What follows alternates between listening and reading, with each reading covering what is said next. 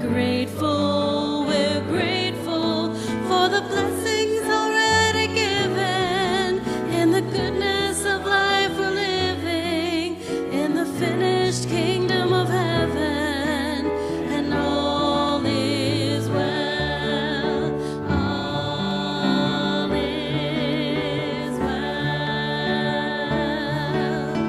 all is well. In the spirit of celebration, we're grateful, in the brilliance of life's perfection, we're grateful for the blessings already given, in the goodness of God we're living, in the finished kingdom of heaven, and all is well, all is well, all is well, all is well, all is well.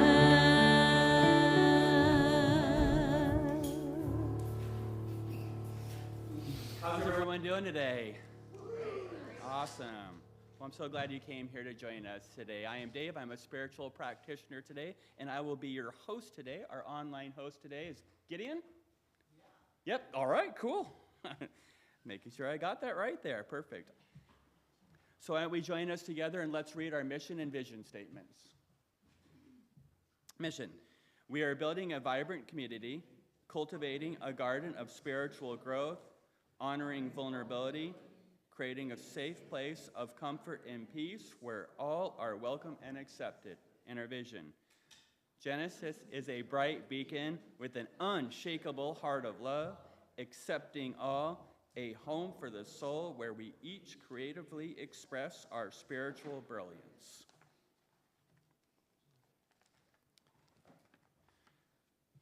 Okay, and let's do our announcements for today. So our men's group, my men's group, Healers and Hunters, is meeting tomorrow. And if you're interested in being a part of the men's group, just see me. Calling all Genesis family and friends, Karen is teaching the Exploring the Roots of Science of Mind. Through in-depth exploration, students will delve into the profound insights of these visionary thinkers, discovering the seeds of wisdom that later blossom into Science of Mind philosophy. This course serves as a rich tapestry of knowledge, connection students to the intellectual lineage that underpins the Science of Mind philosophy and deepening their appreciation for the insights that have shaped their spiritual landscape of the philosophy as we know it today. That was a lot. That was great. All right. It's a great class. Just go ahead and take it. And yes. Deeply discounted. All right. So get them there now. And that's going to be, again, Tuesday, April 1st from 6:30 to 9. And tuition is $295. And then it's $265 of that. And then after March 25th, it will be $295. So get in it now. And if you're not able to sign up for Sound Foundations in January, we now have another opportunity available on May 4th from 2 to 6 p.m. And sign up is at the welcome table. Speaking of which, on Tuesday, March 18th from 1 to 2 p.m., there will be an open house for the opening of Eagle Village. And everyone affiliated with Sound Foundations Northwest is welcome to attend. Eagle Village is located on... Well, we have an address here, so just pay attention to that address and go there if you want to go there. Our annual 2025 meeting will be held on May 18th. And there will be no practitioner meeting that day. So that is our announcements today. And so is there anybody here for the first time? Woohoo! Welcome. Well, we definitely invite you and welcome you to Genesis today. If you want to fill out connection cards and then drop it in their offering basket, we'll get more information to you. So thank you for joining us here today. And so now that we're done introducing our guests, let's get up and meet and greet. So the way we meet and greet is we'll get up. We're a very hugging community. If that's not comfortable to you, we always know you could do just the namaste or the handshake. So we understand that.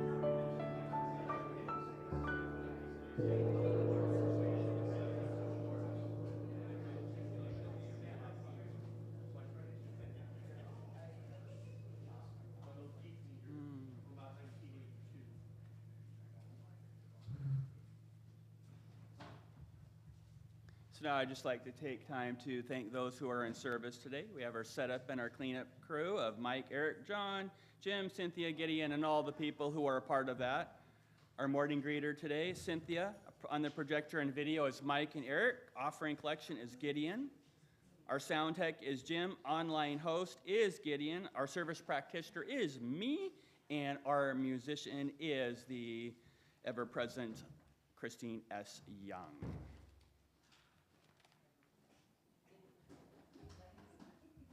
And so now I'd like to give it over to ChristineEss Young and guide us in our centering song, Breathe and Turn Within.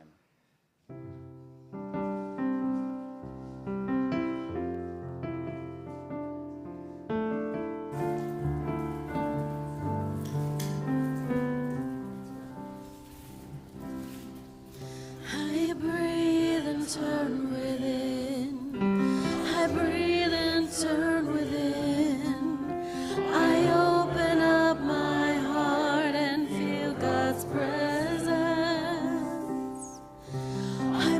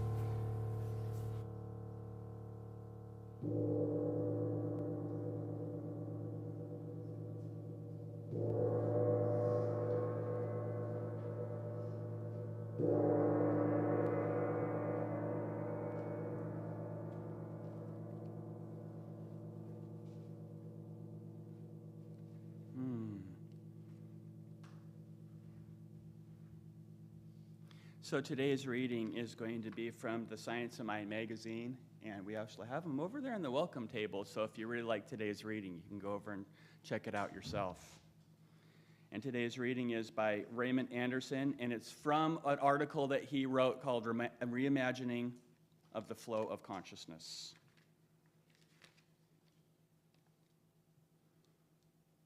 For everything a season, a time for every matter in the consciousness of heaven. A time of birth, a time of death, and a time of life after life. A time to sow and a time to reap. A time to heal and a time to be healed. A time to forgive and a time to be forgiven. To break down, to build up.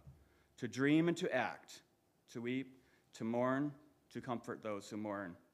A time to laugh, sing and dance. A time to release what no longer serves and to embrace what does. A time to seek, a time to know, a time to keep, a time to throw away, a time to tear, and time to sow, a time to keep silent, a time to speak, a time to love, and a time to be love. A time for life-affirming conflict which results in peacefulness in the heart, mind, and soul of the individual and the collective world that works for all. So let us go within. And just recognize that divine presence, who we are. Recognize that love. We recognize that compassion. Recognize that wholeness. We recognize that energy and that collective consciousness that is us. It is the presence of who we are. We recognize it as the presence of God, and we know that we are one with that presence. We are one with that divine spirit, of that divine wholeness, of that divine being. We are a part of that energy. We are a part of that flow. That is who we are. That is what we are here to do. That is a part of our lives. And so knowing we manifest whatever that we put out, our energy, who we are, how we express ourselves, how we show up into this world, absolutely expresses as us. We show up as love, we see love showing up. We show up as compassion, we see compassion showing up. We show up as that divine flow of goodness that we are, and we see that into the world. So let us be a part of that. Let us recognize that. Let us realize that. Let us realize that consciousness of who we are and pour that forth out into this world. And knowing that who we are and the energy that we have inside of us activates and creates a world that works for everyone. Let us bask into that and give great thanks to that. Give great thanks to the presence of who we are. Give great thanks to God. Give great thanks to that spirit of life, knowing that it is absolutely perfect and knowing that it is working in divine right order, because God's always got this. God's always got this. And so knowing that, I just release these words into that divine law, knowing it is done and knowing it is so. And I simply say, and so it is. So with that, give it over to ChristineEss Young. Running around fixing this and that, giving it up to God and then taking it back. Just release and let it go. You don't even have to think about it no more. Get out of the way. Hey, get out of the way. Get out the way and let God do his thing. Get out of the way, sing, get out of the way. Get out of the way, get out of the way. Get out the way and let God do his thing. You look like the weight of the world's on your back. Just take a deep breath and cut yourself some slack. All that drama, it ain't good for you. You couldn't change what is if you wanted to. Get out of the way, get out of the way. Get out of the way, get out of the way. Get out the way and let God do his thing. Get out of the way, get out of the way. Hey, get out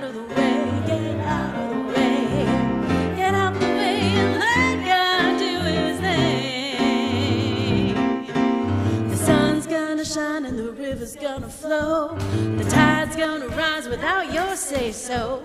The universe is working and the good is flowing. You don't plant a seed, then take it up and see if it's growing. Get out of the way. Get out of the way. Get out the way and let God do his thing. I said get out of the way. Get out of the way. Get out the way and let God do his thing. One more time, get out of the way. Hey, get out of the way. Get out the way and let God do his thing. Get out the way and let God do his thing.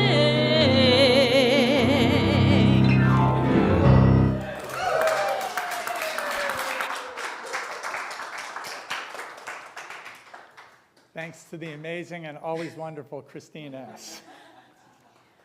Oh, so that's actually what today's lesson is about. Get out of the way and let God do his thing. We could stop here, but there's more to have. There's more going on. It is a day that connects lots of holidays from different religions. It is the second to last Sunday of Ramadan. It is Holi, which is a Hindu festival. And Holi is actually about get out of the way. The hero of Holi, Prahlad, is devoted to God and has a tyrannical demon in his life who wants him to stop with the God stuff. And he sends Holika, another demon, to go lure him away from the God stuff. And this, what are demons? Demons are sort of adverse ego. They're the archetypal representations of things that you want to get out of your way. And in this case, what they do in Holi is they take images of this demon and burn her, which is like get out of the way. And it's an opportunity. Holi is a day for releasing grudges and for a fresh start. It always comes in spring, and so it's a fresh start. There's been time for grudges. Grudge time is over. Demon time is over. Burn the demons. Let go of the grudges. So it's a time of oneness. And the Prahlad story is new for me. The story I always heard, I was a Hindu many, many years ago, back when I was in a dance troupe. A yoga dance troupe, of course, for a Hindu. And what I learned is it was about Krishna and Radha. And Krishna and Radha were best friends from childhood. They loved each other and they did all these fun things together. But Krishna, if you've ever seen Hindu drawings or paintings, they always show his skin as blue. And I think they do it, pretty much everybody who is representing the divine and nearly wholly the divine is shown as blue. And then the ordinary people have regular skin color. But India is also a land of many skin colors. And what happened on this day in Holi, thousands of years ago, is Radha began making fun of Krishna for having blue skin. Why, do you want to disguise camouflage in the water? Fall back against the sky? You don't want us to see you? And he's like, hey, you have skin color too. And then he took some colored sand and threw it at her. And it turned her skin a little red. And then she found some yellow and threw it at him, and they started throwing this colored powder at each other. And then everybody in the village started throwing powder at each other. And before long, they all were rainbow colored. And they said, we're all one, our skin color doesn't matter. And that's really what Holi meant to me. And so it's sort of two meanings: get out of the way of God, and we're all one. We're all human together, and we can display our oneness. I'm going to do, so for not last Sunday, but most Sundays of Ramadan, I like to do my version of an Islamic prayer. One of the nice things about Islam is they pray 5 times a day. First thing in the morning, at lunchtime, middle of the afternoon when you're really sort of dragging, you need more prayer time. At sunset, and then before you go to bed are the five times a day. And it's nice because there is connection. We're praying facing Mecca, and by my calculations, that's west, that's south, so Mecca is sort of that way. And the prayer starts, I like it because it's an embodied prayer. You can do it sitting or you can just watch. But the first part is opening, it's the Abraham part. And it's opening your heart to God. And so it's bringing in the love. And so the first thing we do is we bring in the love. And then we do the Moses part of the prayer, which is we bow down, and this is letting go. We let go of anything between us and God. We let go of all obstacles to our happiness. And then there's the Jesus Christ part, which is I am that. I am that which I seek. I am that I am. And so we're moving into the oneness. And the final part, where we prostrate ourselves, is where we celebrate being human. We celebrate being protoplasmic life forms. We celebrate being on this planet. The carpet represents holy ground. It was right before I started at Genesis, so like a year and a half ago. I was in the Detroit, Michigan airport or overnight, and I found the prayer room was my favorite place. It's my favorite place to go in all airports. Pretty much every airport has a prayer room. You just have to find it, and then you can go in there, and it's beautiful space. And people would come in 2 at a time, 3 at a time, 1 at a time with their prayer rugs and throw them down, and they do the prayer. And it seemed to bless this place and bless the space. So I enjoyed that. I'm going to roll up. Not that we aren't all holy ground, but we don't need the holy ground here anymore. So that's 2 holidays. We've got Hindu, we've got Islam. It's tomorrow's St. Patrick's Day. And being of Irish ancestry, it's a holiday I can't let go. So St. Patrick began his life as Patricus around 400 in Common Era. So that's 1700 years ago.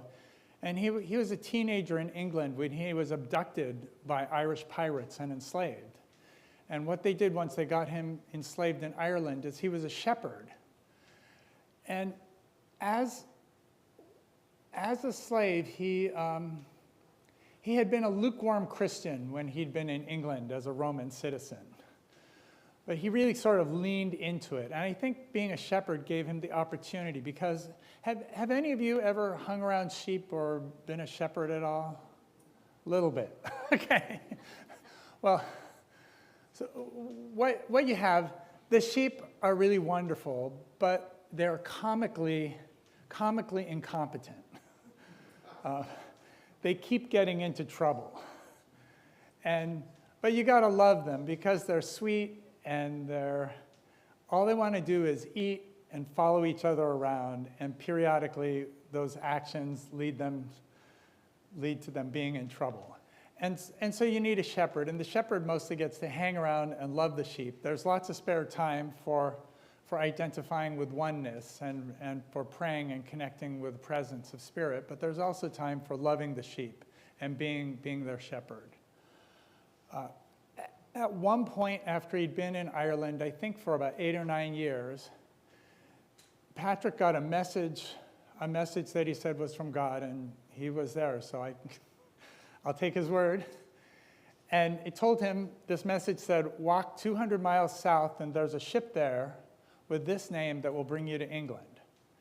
And so one day, he left his sheep and went and walked 200 miles south, went to the town, and he saw ships, but he couldn't find the ship, but he started asking people, and the ship came in, and then he went and got on it, and it brought him back to England. But after being in England for a few years and trying to return to his old life, he was suddenly possessed. He was basically told to go back to Ireland.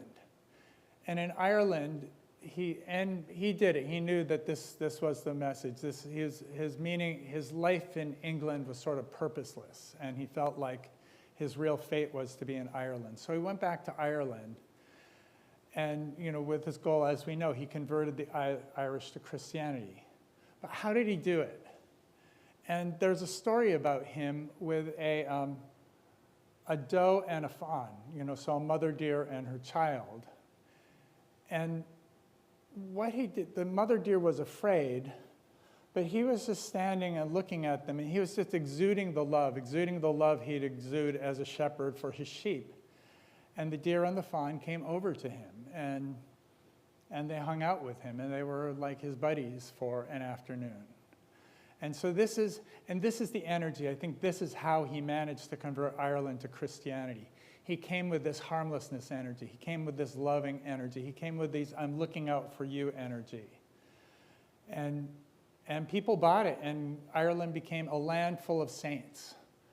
He didn't know that much about Christianity because he hadn't spent much, he had never gone to seminary or anything.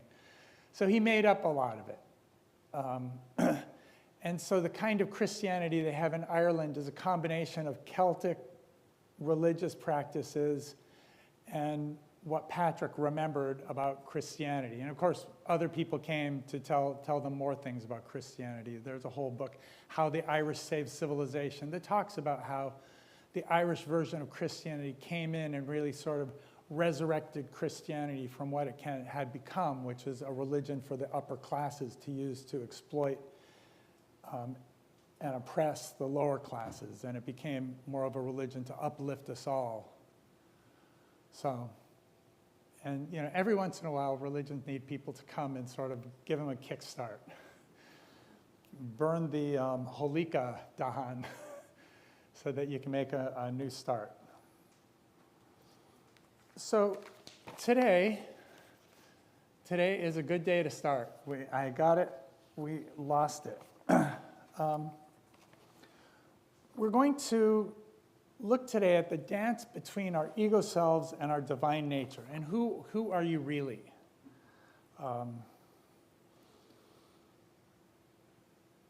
Adyashanti, how many people know Adyashanti? He's not that popular. Okay, he was born in Cupertino, California. So he grew up on the outskirts of Silicon Valley, really sort of the heart of Silicon Valley. But none of his family wasn't part of that. They were auto mechanics. But he started studying Buddhism. He found Buddhism really called to him. And he had an awakening, and he kept running into other people having awakenings. And he came up, he's written probably a dozen books about what awakening is like in modern America and how we do it.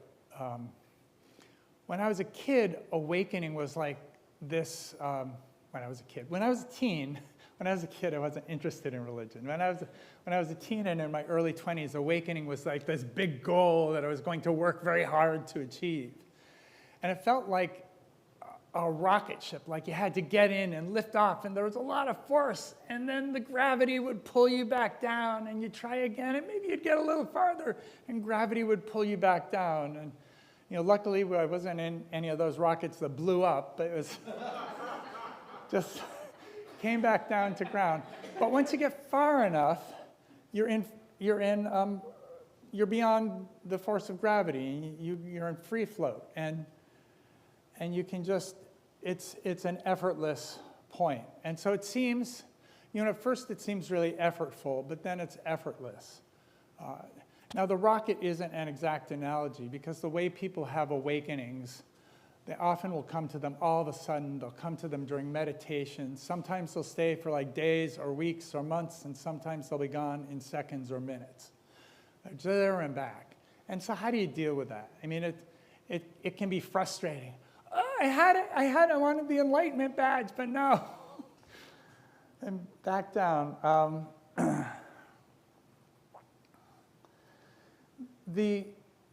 Eckhart Tolle says, when you accept this moment fully, when you no longer argue with what is, compulsive thinking is replaced by an alert stillness. So it's an alert stillness. It's inner non-resistance, and it brings you to unconditional awareness. Ernest Holmes doesn't use the word enlightenment, but if you look at his practices and teachings, he's right there. He talks about the importance of aligning with greater universal consciousness. And he wants you to move from a self-centered I to a recognition of higher power or universal mind in our lives, in our experience. He says we are expressions of universal minds. We let go of the limited egoic self and align with the universal consciousness. We align our thoughts with universal truths. We release personal attachments and trust in the beneficial flow of the universe. And he points out the sense of separation is an illusion. By surrendering, you allow yourself to experience a connection with all life.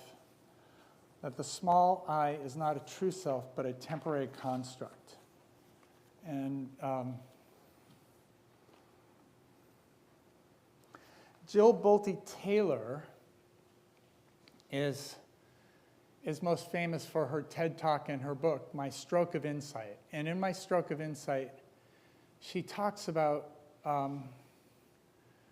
what happened when she's a neuroscientist, and she works in a neuroscience lab.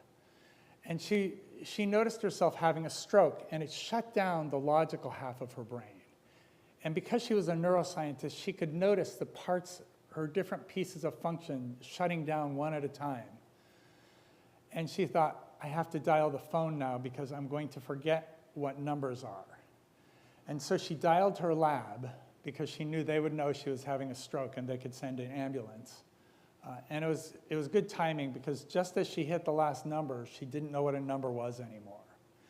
And by the time somebody answered the phone, the language processing center in her brain had shut down. So she couldn't speak, but she could say, ah!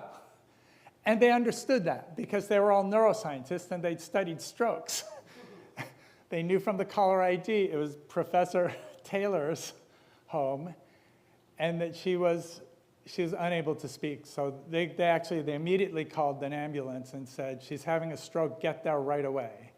And so they managed to recover a lot of her brain function. But after she dropped the phone, she leaned against the wall, and first thing she noticed is she was overwhelmed by an ocean of love. She was just surrounded by an ocean of love. When she touched the wall, she noticed that she couldn't tell where herself ended and where the wall began. She was a part of a union of everything, of oneness. So she's written a book, Whole Brain Living now, that talks about how the creative half of our brain is always in that state. So when we used to talk about hiking up the Enlightenment Mountain, really the Enlightenment Mountain is walking with us everywhere we go. Our creative brain is always in connection with that. It's our logical brain, which we use to survive in the world, to talk, to pay bills, to plan things. It's too busy to let us pay attention to this sort of hippy-dippy, lovey, everything's wonderful, we all love another part of our brain.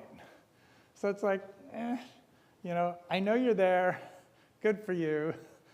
We got important things to do, let's keep on working. So I want to, actually, let's right now see what we can experience of that. So I'm going to have us, if you can touch your hearts, it works a little better. But if you can breathe into your heart. And what we want in our feeling in our hearts is a feeling of appreciation. So anything you appreciate, a beloved pet, a family member, someone who thinks of you and is helpful, anything like that.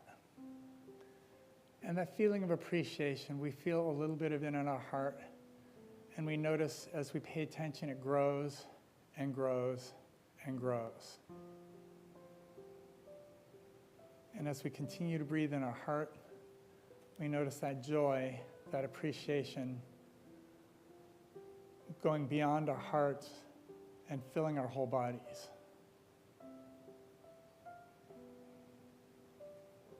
And as it fills our body, as we get some of that waves, those waves of love, that ocean of love within us,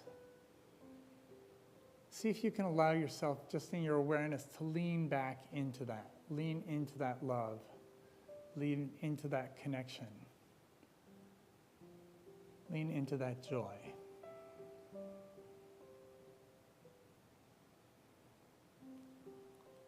Now, if we move our awareness from that joy into our heads, we find a vibrant stillness.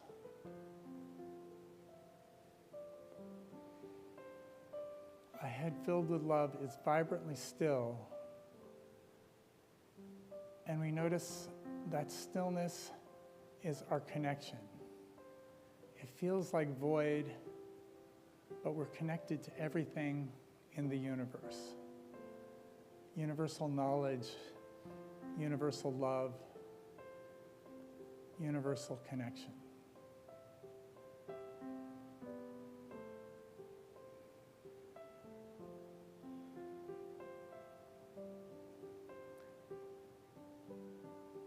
And we dive once more again into that love, into that joy. And we just rest in that, as that.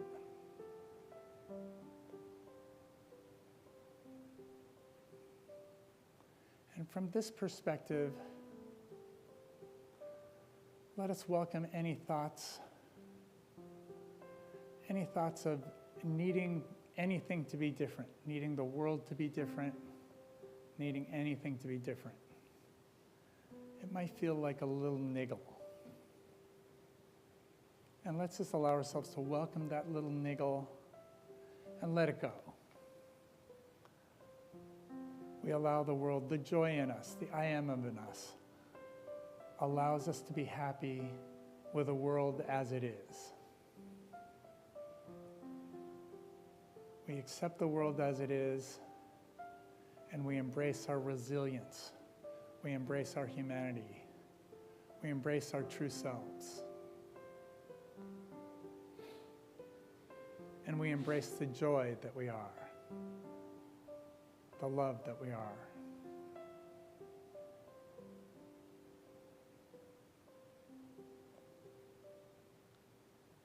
And now let's see if we feel any feeling of needing to be appreciated, needing to be loved, needing to be well regarded. That feeling that we aren't enough unless somebody tells us something else. And let's just welcome that feeling. Let's welcome that approach. And we can just let it go, knowing that we are the lover. We are the beloved. We are made of that love. That love surrounds and interpenetrates us. There's ample love for everyone. Ample connection, ample regard, ample appreciation.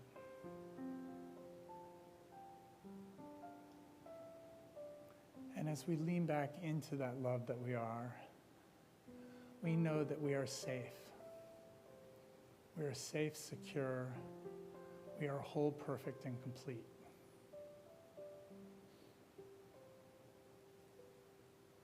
And we know if we have any feeling of separation, of wanting to be different, we can welcome that feeling too. We can welcome it, we can embrace it, and we can let it go, knowing that we are one. We are one with each other. We are one with God. We are one with the universe. We are one with love. We are one with the vast stillness, with a profound beingness. And we embrace that profound beingness, that vast stillness as us, in us, through us, that loving connection. And we are so grateful for that loving connection, for that vast stillness that we are, that is at the very core of us. And we let it go. We let go any kind of resistance, we let go any kind of clinging on, knowing that that vast stillness, that profound beingness, that infinite lovingness is us now and forever. And so whenever you're ready, you can just continue to breathe into your heart and bring your attention back to the room when it's time. So today is a good day to start. I got it, I lost it. We're letting go our identification with doing and moving into allowing ourselves to be. And we know that part of ourself is always happy just being. Sometimes it seems like efforting is the right thing to do, but often you can find a way to perform activities by just letting yourself be and letting things happen itself. In fact, we had an instance, I'm going to call out Cal as having had a manifestation miracle. It's been way too long that we've had a broken bathroom here. And during the board meeting, Cal said, we need to have 2 working bathrooms. And we came in this morning, 2 working bathrooms. It turns out, the story is that the faucets were on order and they were late and they finally showed up. But the actuality of it is, last Sunday, 1 working bathroom. Cal says, we got to have 2 working bathrooms this morning. And it took that much effort. So we have some powerful manifestors in our church. Manifest faucets. I saw a Far Side cartoon when I first began New Thought Affirmative Prayer. And it showed somebody healing a toaster. In the Far Side cartoon is like, a spiritual healer, except he did appliances. I was like, I bet I can do that. Because our toaster had just broken. And I went and I said, in the name of Jesus the Christ, I pronounce you whole, perfect, and complete. And the toaster started working again. And then I went and fixed the TV. Now I was lucky in that I was in a situation with all these things that were broken in my life. And that started working. Later on, actually it was in the same week, we were on a trip out on the Olympic Peninsula, and we were miles. We hadn't seen another car on the road in like 10 minutes, 15 minutes on the Pacific Highway. And my car started to like and stop. And I didn't even think of anything except, in the name of Jesus the Christ, you're whole, perfect, and complete. And the car went, vroom. I was like, wow. I'll take it. And then I was like, well, I don't see any cars, but I could hear like someone was leaning on their horn. I'm like, who is that leaning on their horn? And it was me. The horn of my car was broken when I bought the car. And I never bothered to fix it because I was like, I'm going to drive more safely because I can't move people out of the way with my horn. So why should I bother to fix it? But whatever it was that made the car start going instead of stalling brought the horn back to life. So there was no doingness. It was just somehow I had the secret of like stepping out of the way and this happened. Later on I found,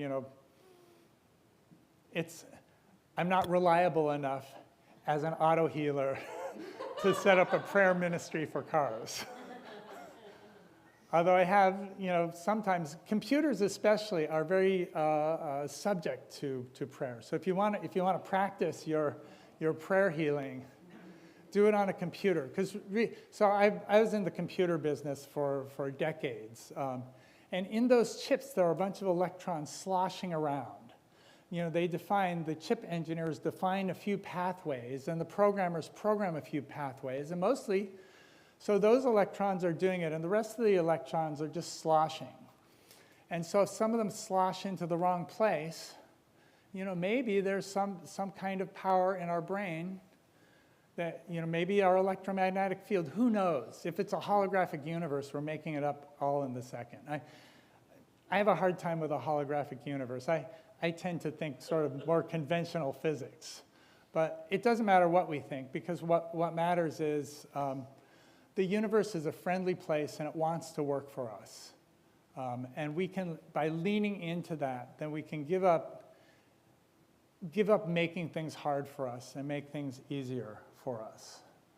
We're conditioned to think that we have to work hard. And I think we do have to show up, and we have to be diligent, and we have to be single-minded. But if we're pushing ourselves, if it feels like a ton of effort, then maybe there's something we can let go of needing it to be hard. We can make it be easier for ourselves. We can disidentify, with the I. And this we can do, moving into that part of our brain that sees us all, that feels us all as unity consciousness. And we can let go. When you see, so I've been close to, my grandchildren are 2.5, 4, and 6 now. So I got to see them all as babies recently, plus my own kids. When babies are born, they don't know that they're an I separate from the all. They just know there are sensations. They cry when they're hungry. Their bodies move around. They're just doing this. They aren't really thinking, I am Quentin. I am Quentin Finley, and here I am, a little boy, and I'm going to learn the English language to get along with my parents. No, he's just a little being, and it's around age 2, 1.5 to 2.5 that they start to identify as themselves. This is where the terrible twos come in, because they start noticing they're different, and they're like, yes, I am a being separate from all of this. I am master of my own domain. Look, I can make things happen. See, I can push over the blocks my brother just built. And it's an important stage of life. And then when we get older, we're masters of being egocentric, and we learn to let go of it. Maybe in our holidays of Holy, we burn something to represent letting go of grudges, or maybe we lean into the oneness that we are. So letting go, John chapter 20, verse 39 says, "Blessed are those who have not seen and have believed." So this is faith. And Martin Luther King Jr. in 1962 said, "Faith is taking the first step, even when you can't see the whole staircase." And this is what we're all doing. We're doing it in our life, but it's nice to sort of lean into the faith of that, taking the first step, even when we can't see the whole staircase. And we can let go. We can let go of resisting. We can let go of wanting it to be hard. We can let go of needing other people to change in order for our lives to be better. We can be that. We are that. So Adyashanti's phrase, I got it, I lost it. Let's actually say that together. I got it, I lost it. 2 more times. I got it, I lost it. I got it, I lost it. And that really represents who we are. We are that. We have got it. At some time, even if we don't know it, a lot of the time when we're in the flow, we'll find ourselves engaged in wonderful activity, and we won't even think about it. It's just us and God happening. We aren't thinking about ourselves as being an individual separate from the all. We aren't thinking of ourselves as being a little manifestation of protoplasmic life. We are just in the flow and doing things. And that's it. We got it. And then when we lose it, we don't have to cry. We don't have to fret. We know that it's there again as soon as we need it. And as we practice, it comes back more and more easily. Life guides us. So we move then into profound beingness.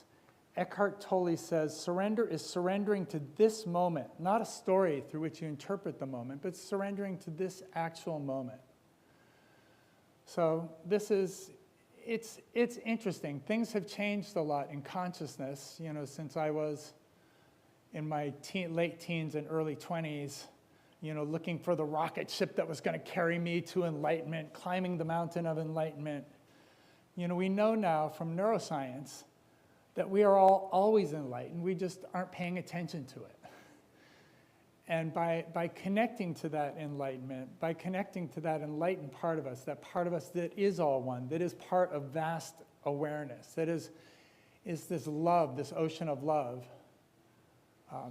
we can make our lives better. We can do a fresh start. So I'm going to now pivot to our prayer ministry. We have, there are yellow cards you should find on or near you.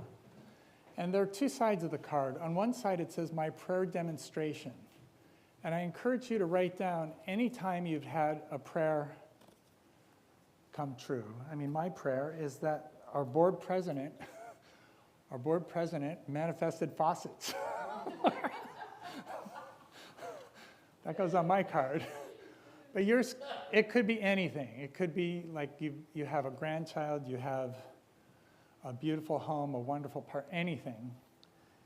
And then if you write your prayer on the other side, the demonstration makes it that much more powerful. The prayers all go to our practitioners who split them up and pray on them all week so that the prayer has a lot of that enlightenment power pushing behind it. And it has a lot of minds manifesting it. So it's not just you. You just need to have faith in our wonderful practitioners.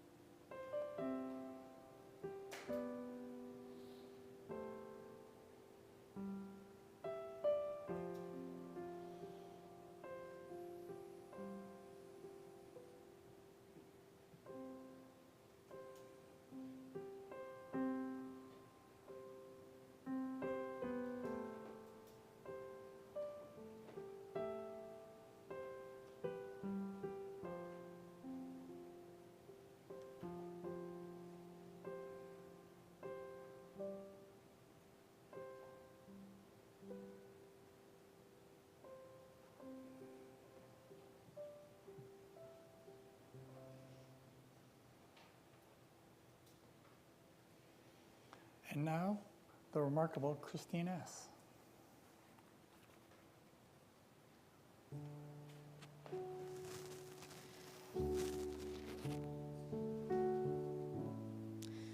This is a song that I wrote more recently, and I was like, oh my gosh, that'd be so perfect for Sunday morning at Genesis. But I don't like to repeat songs, so I couldn't sing it for you. I'm really glad I take notes of what I sing where, because I realized I haven't even shared this here with you guys yet. So I'm so excited to share this song with you this morning. I'm open, I allow it, I let the good flow through me. I'm open, I allow it,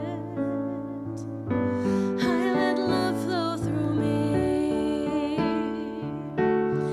finding the courage to weather the storm, keeping my heart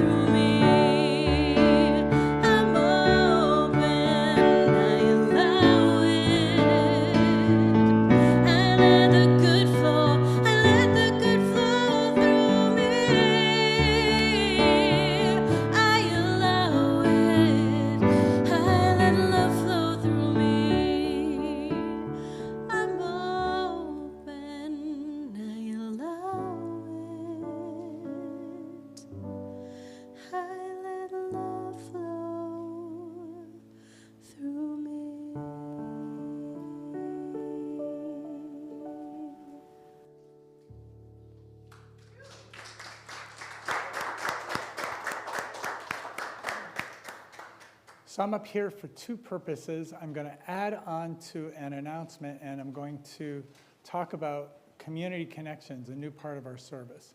So there was an announcement about this upcoming Tuesday at 1 p.m. There's going to be a tour of Eagle Village, a new tiny home village. And Christy and I and a bunch of people who've been building tiny homes are going to be there to go on the tour because, you know, our church for spiritual social activism has chosen to help build tiny homes. And so it's an opportunity to see community first. Now I know Tuesday at 1 p.m. and yeah, here it is not going to be the most convenient time for anybody. But if you want to come, I'm sure it will be a lot of fun and very enlightening.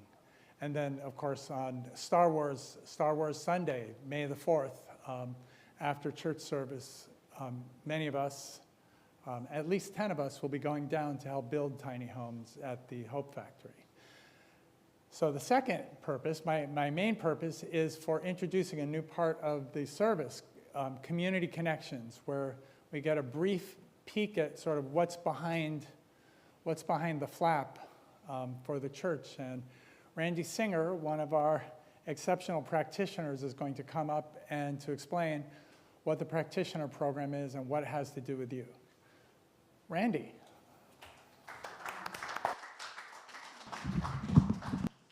Just take this and walk with it. Hi, my name is Randy Singer. I'm a licensed spiritual practitioner. Ultimately, we're all practitioners because that means we practice the presence. And we all have this wonderful tool that is part of religious science and science of mind is the 5-step prayer treatment. And that is one of our main tools. And we've gone through a lot of classes. You hear about the classes we have. We all went through, all us practitioners wearing these white things, went through a lot of training and passed a lot of classes, and so we can professionally pray with you. We're going to be, whoever's hosting is going to be available for prayer after each service, but we're also available as professional prayer people, and that is, it is a work thing, and so there is a fee for it, but we will spend time, usually like an hour, maybe more, just to really dig in and pray with people, and that is something that's available. You can talk to any of us if you figure out who we are as the practitioners, but also we're available for free after service for like a quick, strong prayer, and it's just connecting with the Spirit that's already here. It's within each of us, and so we move through that 5-step prayer treatment right here, and it's available after service. You can grab the other practitioners too if there's a line, and it's something that we want to offer to the church, and it's something that if you hear about these classes can lead to you having that opportunity, if it presents itself as something you want, to become a practitioner yourself. And so I just invite everyone here to recognize that we're here in prayer and in service for everyone, and use the service and maybe learn something and move towards it. And just want to thank everyone and say, we're here.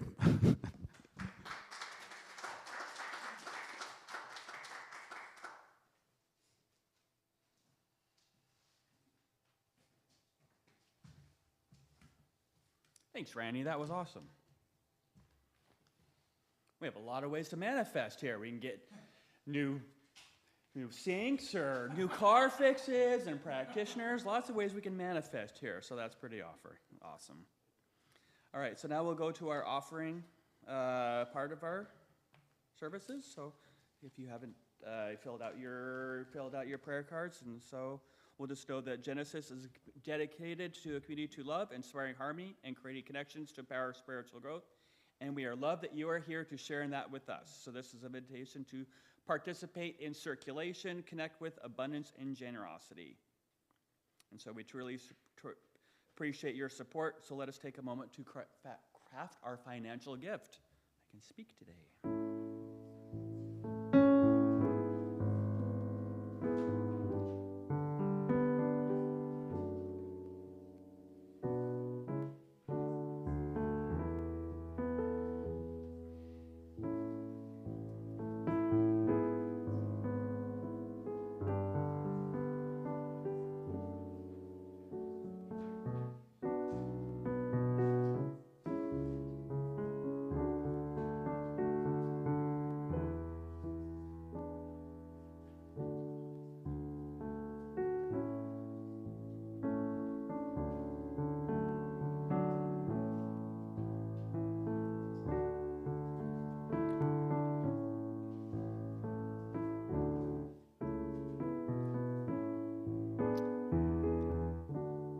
take a moment. We'll hold our prayer request and our offering next to our heart. We say our offering blessing together. Divine love, through me, blesses and multiplies all that I am, all that I have, all that I give, all that I receive, and I am thankful.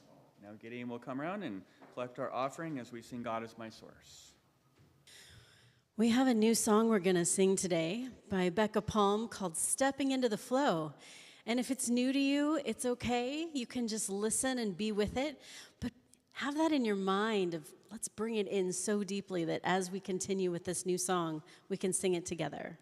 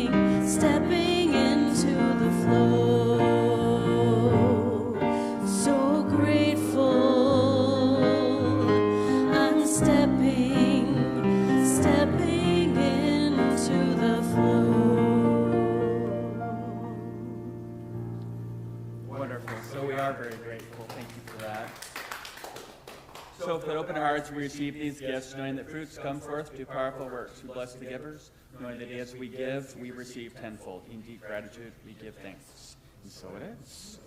So thank you all for joining us today. We have food and fellowship after the service. Let us sing, and we're singing I Release, right? Cool.